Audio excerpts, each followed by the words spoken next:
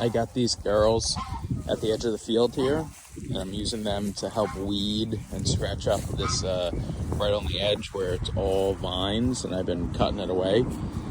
So they're gonna scratch, dig, and help turn this stuff specifically into grass.